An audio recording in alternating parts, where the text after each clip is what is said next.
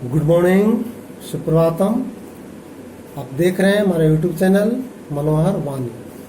आज के इस वीडियो में मैं आप लोगों को हिंदी पाठ्य पुस्तक भाषा मनी भाग 8 का 7वां पाठ पढ़ाने जा रहा हूं, जिसका शीर्षक है हमारे पड़ोसी। और इस पाठ की लेखिका हैं डॉक्टर देविका रंगाचारी। डॉक्टर देविका रंगाचारी एक प्रसिद्ध बाल साहित्य लेखिका है। इन्हें इनकी रचनाओं के लिए पुरस्कृत भी किया जा चुका है। तो आइए आज हम पढ़ते हैं पाठ 7, जिसका शीर्षक है हमारे पड़ोसी। इस कहानी में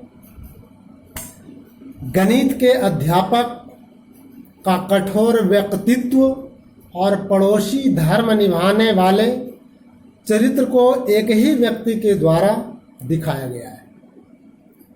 गणित के प्रति बच्चों का डर, उनकी स्वाभाविक चंचलता, खेल कूद का इस कहानी में बहुत ही सजीव चित्रण किया गया है, वर्णन किया गया है।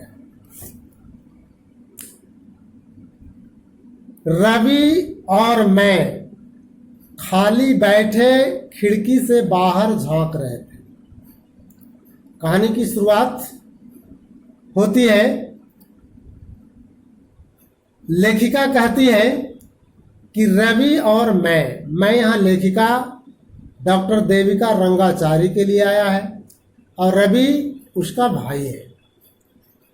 ये दोनों खाली बैठे खिड़की से बाहर झांक रहे थे। तभी अगले मकान के सामने एक ट्रक आकर रुका।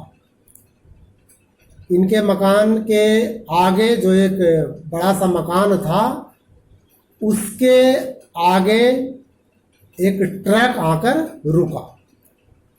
लगता है कोई आ गया है, मैंने कहा, यानी लेखिका ने कहा। लेखिका ने कहा कि लगता है कोई आ गया है, अब क्या करें।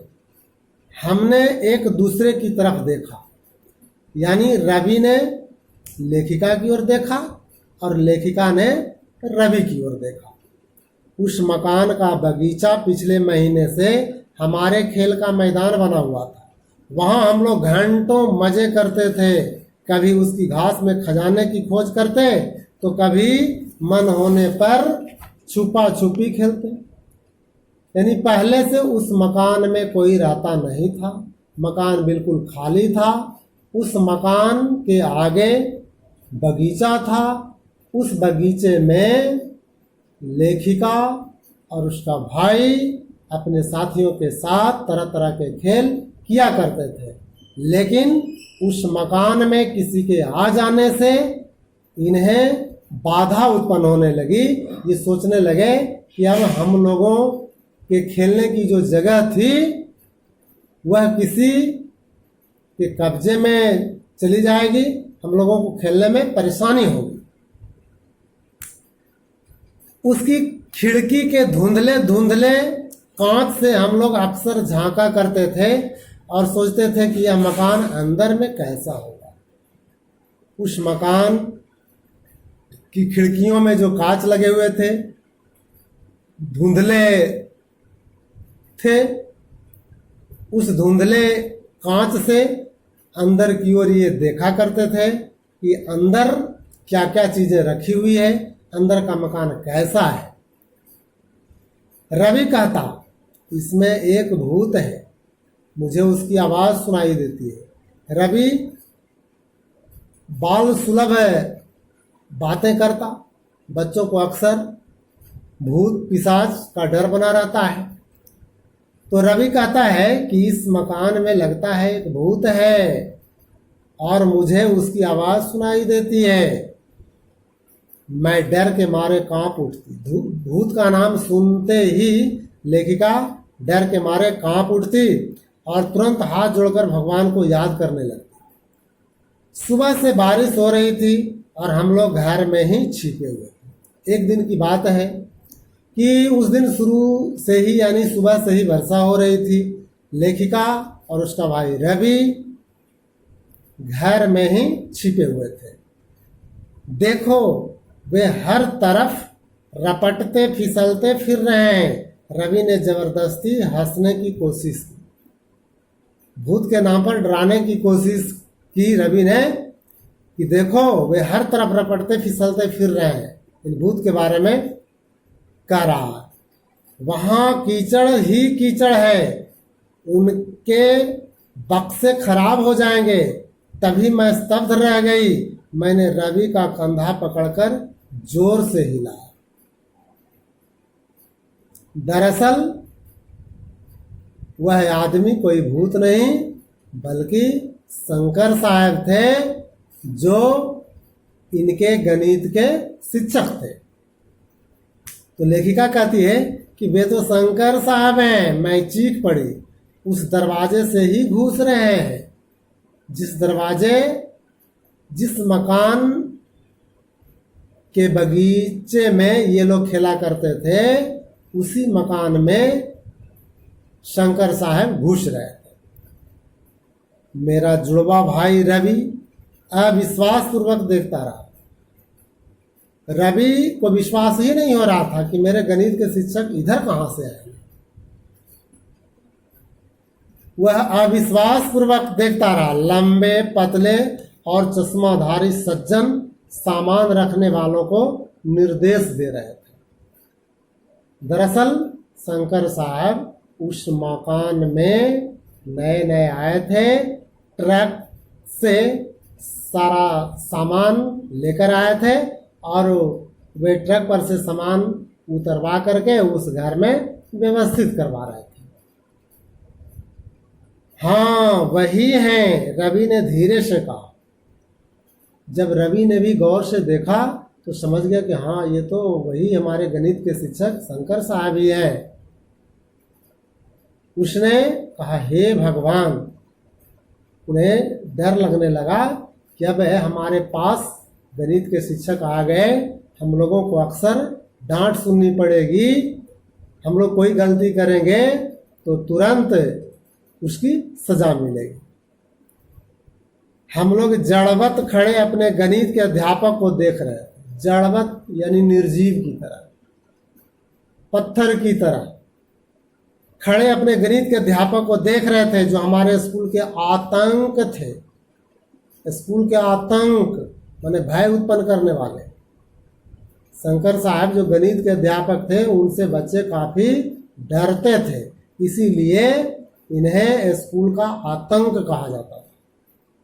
उनके मुंह से निकला एक भी शब्द या उनकी कड़ी निगाह हमें छिपने के लिए मजबूर कर देती थी। यानी शंकर साहब बहुत ही सख्त व्यक्तित्व के शिक्षक थे।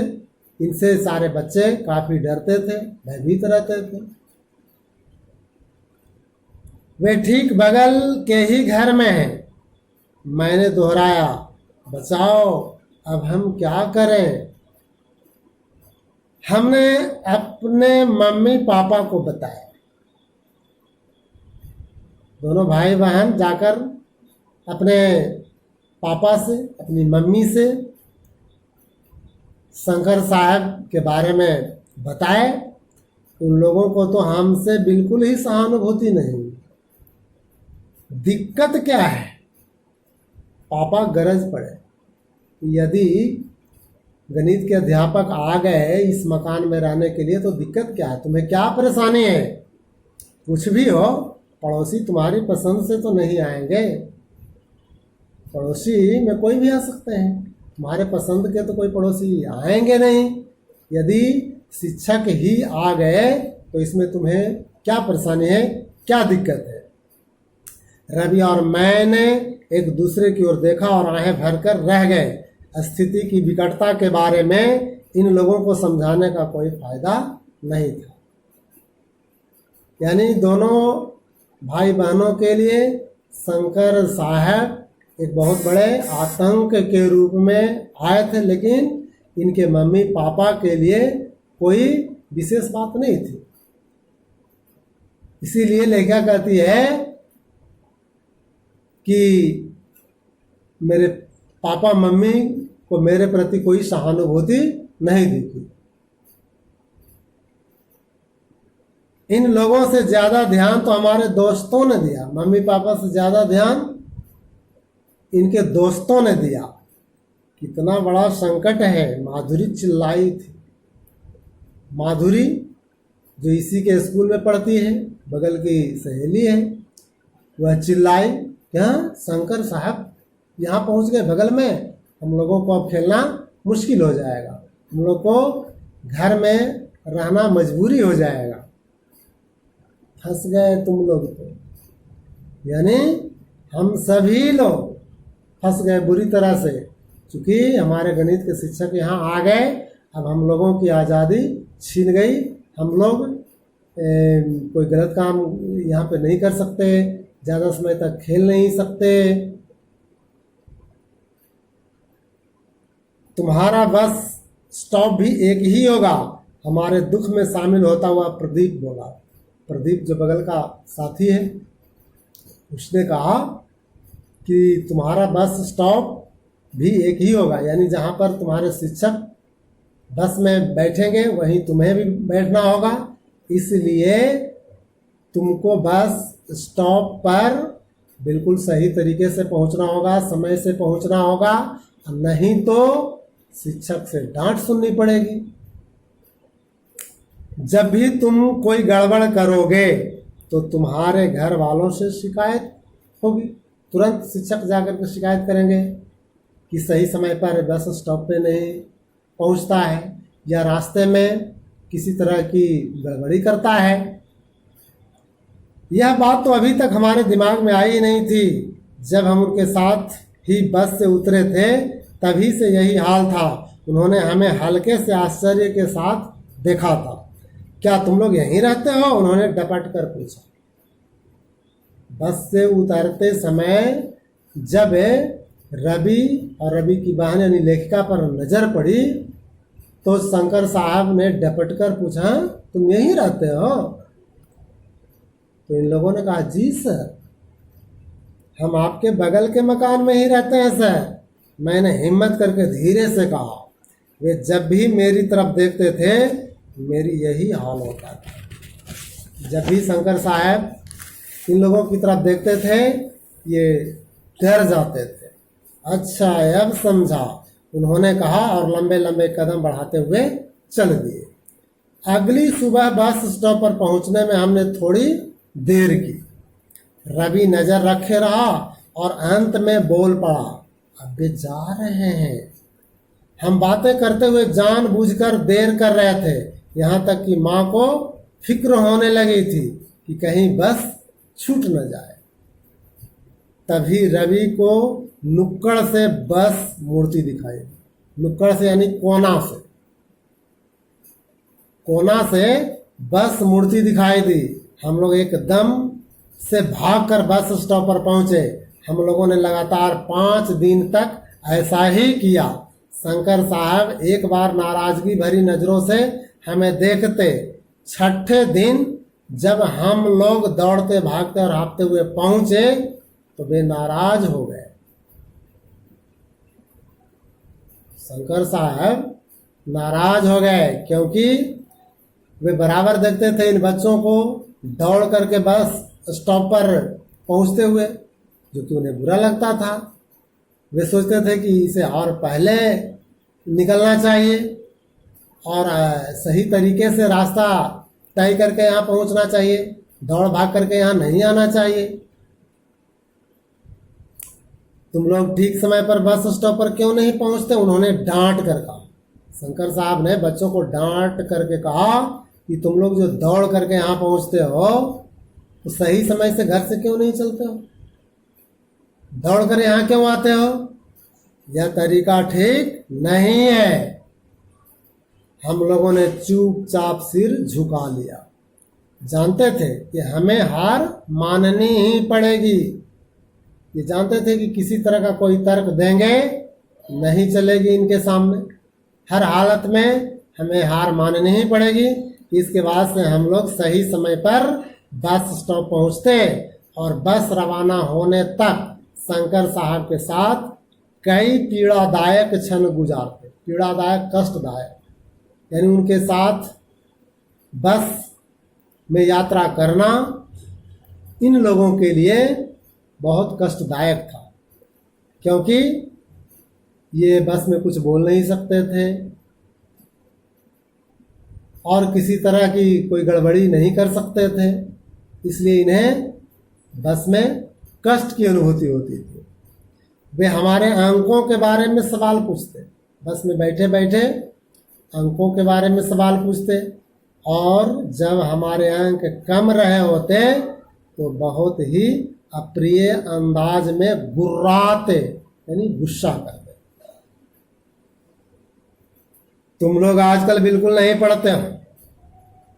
कम अंक आने पर शंकर साहब गुस्से में बोलते हैं कि तुम लोग आजकल बिल्कुल नहीं पढ़ते हो। उन्होंने क्रोध में एक दिन कहा, या तो टीवी देखते रहते हो या फिर समय बर्बाद करते रहते हो, इस बारे में कुछ करना पड़ेगा। तो आज के इस वीडियो में बस इतना ही। इस कहानी का शेष अंश मैं अगले वीडियो में प्रस्तुत करूँगा। तब तक के लिए शुभ विदा, धन्यवाद। शुभम भवतु। अद्य दीक्षा।